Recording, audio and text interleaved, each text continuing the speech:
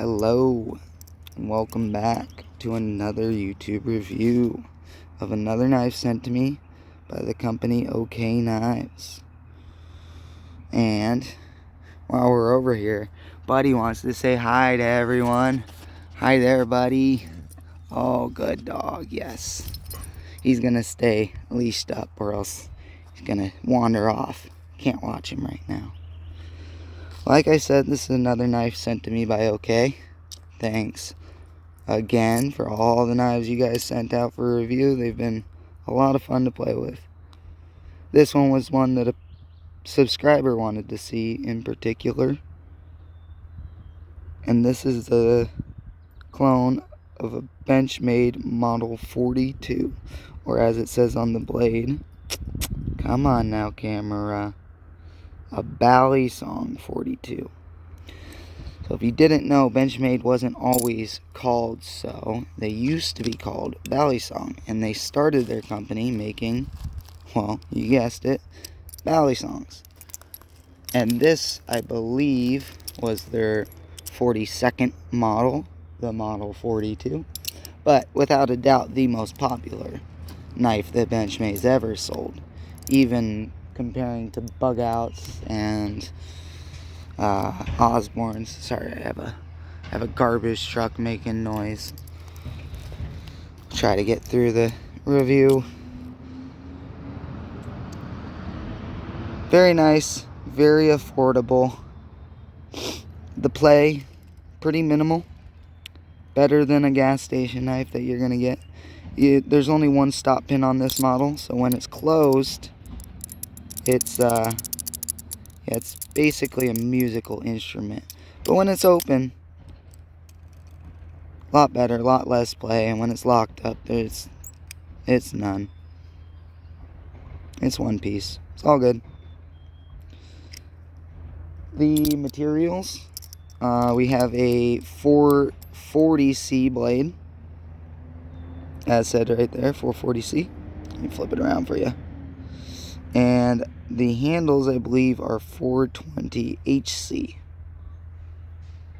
It's a good mix of cheaper steels. Nothing fancy at all. But for the price, I think this is like 20 bucks. And you really can't beat it for $20. It flips well. I've been testing it out. I've been throwing it around. I've been beating it up. You know, I've been trying to break it, because I've had so many balisongs from gas stations that just don't hold up more than a couple of days. And that's what took so long for me to get this review out, was that I didn't want to say something nice about it and then have it break on me a few days later, because that wouldn't be cool. I'd be making another video, and that's not something I want to do. But the milling on this is very, very nice. All the chamfering. There were no sharp edges on it. None of these scratches were here when I got it, obviously. I've been tossing her around. The lock works great. The spring is a spring. The lock is adjustable, the tension. So it's always going to be tight enough to lock the knife up.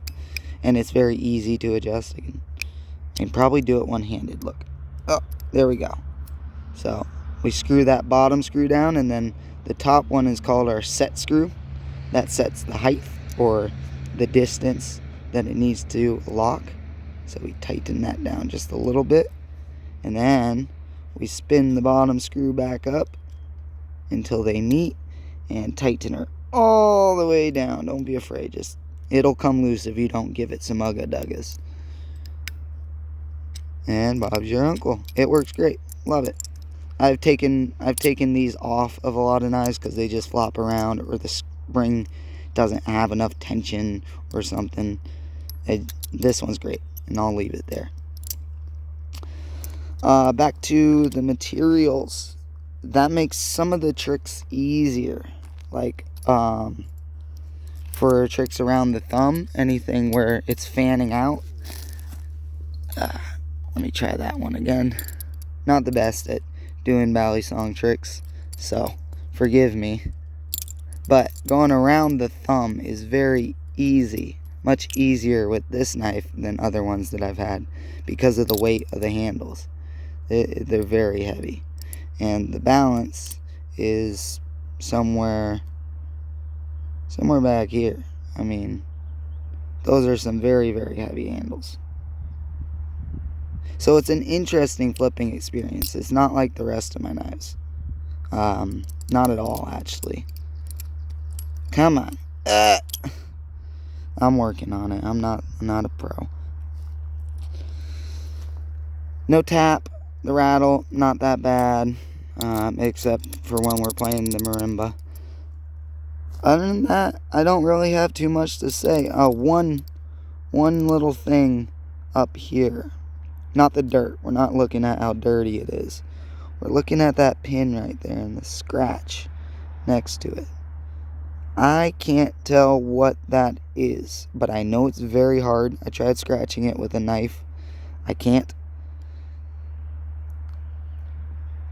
But it kind of looks like JB Weld to me. And if it is, that is not at all cool.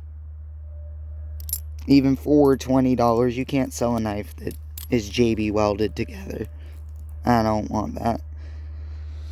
Not sure if that is the case or it's just an illusion. It's some kind of... And there's nothing on this side.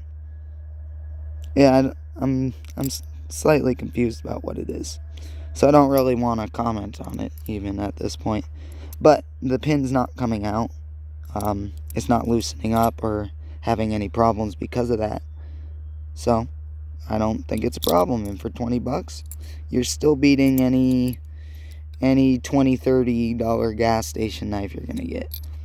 And the blade did come sharp. Again, still beating gas station knives. I cut myself on this. Like the first or second day I had it, I was grabbing the wrong handle, and I cut the hell out of my finger. And yes, it is sharp. I haven't tried sharpening it, and I'm not going to try sharpening it. I mean, I suppose I could. And I'll put it in the comments how that turned out and what the blade steel seems like. Because I know OK likes to use 9CR on a lot of their knives, which is another cheap Chinese steel, but it's much better than 440C. Slightly less stainless, but much, much harder. Which I guess really isn't important for a knife you're not going to be cutting all too much with. But alright, we're going on 8 minutes, and I think I got through everything I wanted to mention in this video. If there's anything else you wanted to point out or ask about. Oh, I didn't mention it's on bronze washers, not bearings or anything. But if there's anything else you want to comment on or ask about, go ahead and leave me a comment. I'll get to it pretty quickly. I don't have too many comments, so it's likely I'll respond to you in a day. Anyway, thanks for watching the video, and I think Buddy will sign us out today. Right? Buddy, say bye.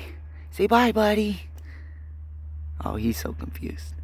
Alright, bye, y'all.